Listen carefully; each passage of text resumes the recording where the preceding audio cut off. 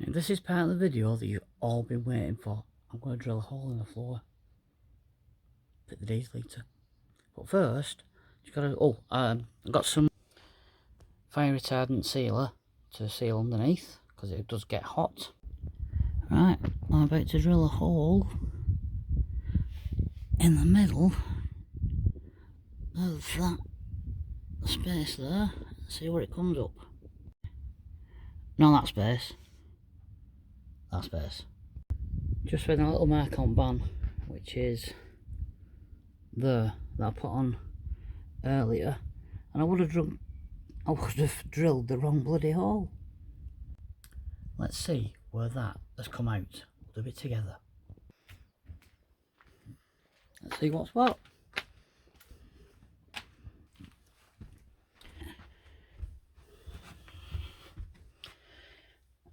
There's the hole.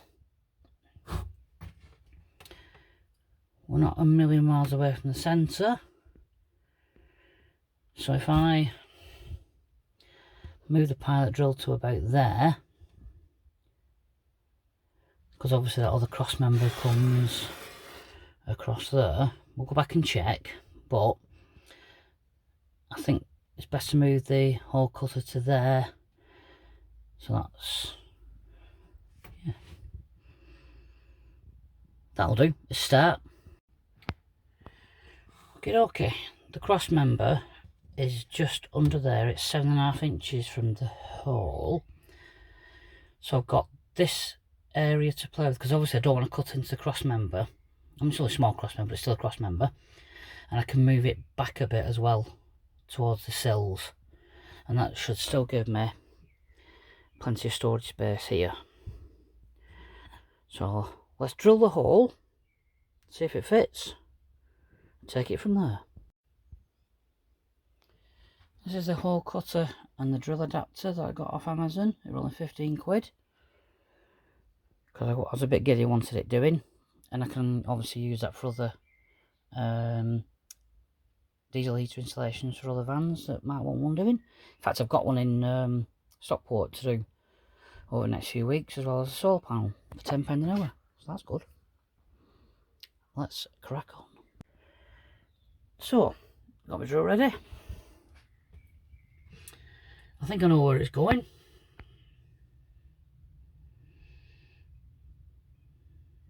Let's just check that the heater fits alright. I think that's its final resting place now. I've got enough gap at the back to get a couple of screws on there. Obviously there's enough room to get the screws there. And there should be enough room to bend the pipe round. And that means I can cover the hole I've just drilled. If not, I'll put some Sikaflex in it. Let's get the pipe on and see what it looks like. It's going to look a bit like that. So, the heater vent's going to go there. Which means it's going to come out about there. So, I'm just going to draw,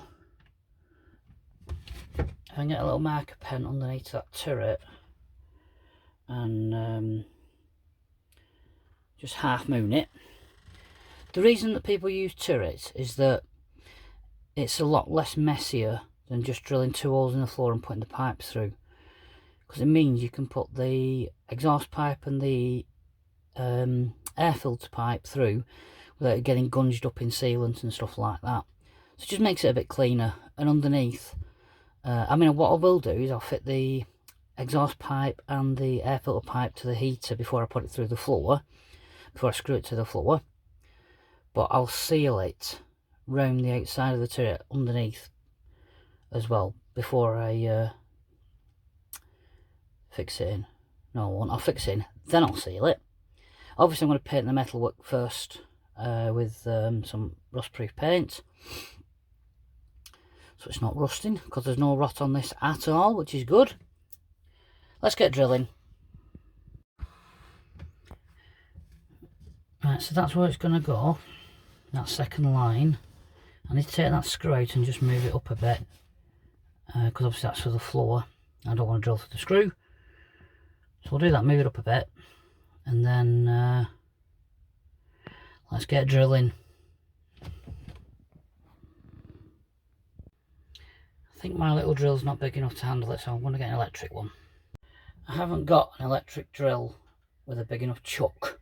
So I'll go with my Ryobi and see how I get on with that. One hole. Just need to do a bit of tidying up. Put the heater in, see if it works. I mean, not see if it fits. I used 2 drills, but it worked. Well, the heater goes through the hole, and there's very, very minimal movement in the circle.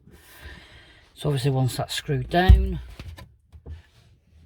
at that level with the baton, once that's screwed down, it's not going to go anywhere. I've still got all this space here. Well, not there, because that's the vent and that's the heat vent. So I might partition this off. So I've got a bit of storage there. I'm not sure whether to put the pump on the inside or the outside yet. If I put the pump on the inside, it means I'm going to have to drill another hole in the floor for the fuel pipe. So I only really want to drill one hole. So I might put the pump underneath. A bit less noisy, and try and insulate it as much as possible, because they can be noisy, these little buggers. So let's paint the metalwork, seal it up, put the exhaust pipe on and the inlet pipe, and screw it to the floor. Put the pipe on, put the vent in, and then all I need to do is sort the fuel out. To be fair to who had the van before, it's a proper lot of, it's about 2-3 mil of underseal on that, so no wonder there's no rot on it. Right. Fair play to them, looked after it. Well, looked after the underneath anyway. As you know, well, I don't know if you remember, but the inside of it when I got it was a complete and utter shithole. Anyway, there we go. I'm just going to rust proof the metal with a bit of black hammerite. Now I'll just leave that to dry, and then we'll get the diesel litre in. Now when you're van building and it's breakfast time, because it's about 9:30 now, I've had an out to eat, you need sustenance. So a bacon and egg barm is the way to go normally, but because I'm a bit of a fat knacker at the minute, so I need to lose a bit of weight, I'm going for 2 pan au chocolats. I've actually had another one, so I've had 3, because they don't last that long, and a cup of tea. I said earlier in the video that some people buy extra fuel piping for the kit, which is what I did ages ago. It's like this nylon piping, but to get the little rubber,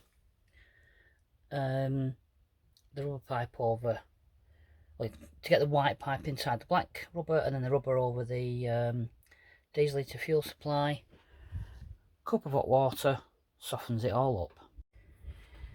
It's always a good idea when you're putting the exhaust pipe and the inlet pipe on, and the fuel pipe, try and get the Jubilee clips in an area where you can get at them. I've got a 7mm socket there, which has done the fuel pipe and the exhaust pipe, but I can't quite get it on the inlet pipe, so I need a 7mm spanner, so I've got to borrow one from a very, very good neighbour. I've got to drill another hole in the floor for the wire for the pump, but that'll be the last job. Well, last job of today anyway. So I'm just waiting for a 7mm spanner, and I can tighten all that lot up, put it in there, screw it to the floor, plug the wire in that I need to, seal underneath, place the exhaust, place the air inlet, do the vent hole, and do the display. When you're looking at which way the pump goes, you can see the arrow, which is the direction of flow to the diesel litre. So when that gets put on the van underneath, obviously that end's going to be connected to the heater, and the other end's going to be connected to the fuel supply, and you need it on like a 45-degree angle. Don't know why, that's just what it says. It's all tightened up on there, so let's get it through the hole and screw it to the floor. That's the heater screwed to the floor. I'll just show you what it looks like outside before I come back in and just do the heating ducting. See all this gubbins of wire in here? I'm gonna connect that fuel pipe to the fuel pump and the fuel filter, and I'm gonna hang that up somewhere. I'm gonna connect that to the exhaust baffles and probably bolt it to that bracket there. I might have to move it to another bracket so it just pokes out underneath, because obviously you don't want the exhaust coming back up inside the van. And the air filter I'll probably just cable tie to that cross member there, and that'll be fine. And then I've got a seal round the turret base with that fire sealant, which is also waterproof sealant, for obviously there's going to be a lot of shit from the road coming up there. So let's go back inside and do the inside bits. Heater vents on. I struggled a bit with that one because that's a 75mm diameter and I only had a 73mm cutter, so I've had to do a bit of filing, but it's in. Pipes on. Right, let's get the display on. That's the wiring loom. That's the pump. That's the pump connector, which has got to go through the floor. So what I'm going to do is I'm going to cut it, drill a small hole in the floor, pass this through, and then reconnect it outside, or reconnect it inside. It's quite a long wire, so there's plenty to connect it. There's plenty of room. So I'm going to, yeah, so rather than a big hole for that block, just a small hole for the wire, and reconnect it and then tape it up. I'll reconnect it so it's connected inside and not outside. Yeah. Connector for the pump. So I wanted to just drill a small hole in the floor and then cut the wires, feed them back up and reconnect them. Oh, sounds quite simple until when you start stripping off the black covering. The wires are, I can get hold of them. The same colour, green and white. So obviously I can't just cut them and then reconnect them because I might connect them the wrong way around. So I'm going to cut them, put a piece of insulation tape. I'm going to cut one, put a piece of insulation tape on both ends, and then I know that when I reconnect them that they need to be connected together, and therefore by sheer genius, the other one with no insulation tape on will just connect to itself again. Happy days. I've just re-insulated that wire, so now I'm going to drill a hole in the floor near that wire in, feed this end back up and reconnect it to the other end, and that's the pump connected.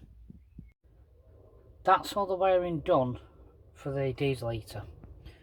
I'm going to leave the pump wire that I've just reconnected uninsulated for the minute, just to make sure that it's working when I fire it all up. And if it's not, obviously I know it's a problem with the pump wire, I need to reconnect it. But that's the basic setup inside. Diesel heater,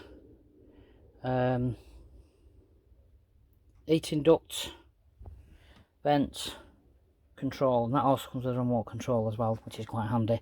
The only thing I've noticed it's not come with is they normally come with a little brass standpipe that would sit in your fuel tank in your van, but I've not got one.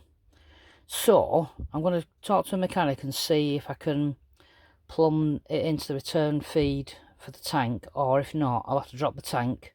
I'll have to order a standpipe, drop the tank and use it on the sender unit, but we'll see. I'm going to go outside now, underneath, and sort all that out. Right, got our bits and pieces for sort the exhaust out. Muffler, as the Americans say, it's a muffler. Bolts, bracket, spanner, socket. And it's got a little socket to tighten up the Jubilee cup as well. So we're going to put it show you where to put it. Oh dear me. It's not easy this, you know. I'm going to bolt it. There's a hole. Where is it? There's a hole in that cross member and we're going to bolt it there. Exhaust is on. I'd have to drill a hole in that bracket there. You can sort of bend it, manipulate it to whichever way you want, but it's in, it's fixed. Let's see what it looks like from the outside. Oh, not too bad. It's discreetish. That'll do. Air filters on. Just cable tied in a Heath Robinson fashion. Next job, get the pump on, connect the pump, connect the fuel line to the pump, connect the fuel filter to the fuel line, and then just strap it up, ready to get plumbed in.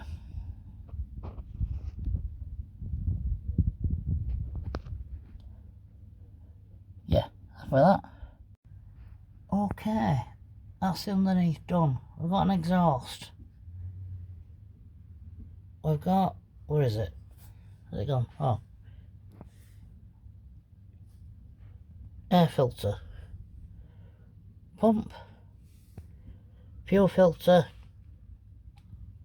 And some tied up fuel cable ready to be plumbed in. All I've got to do now is seal round that with fire sealant, and that is the underneath done. Yay, the inside's done. I'll show you that. That's the inside. Little display there, vent there. So, all there is to do now is connect it into the fuel, pop a fuse in the fuse box, and give it a test run.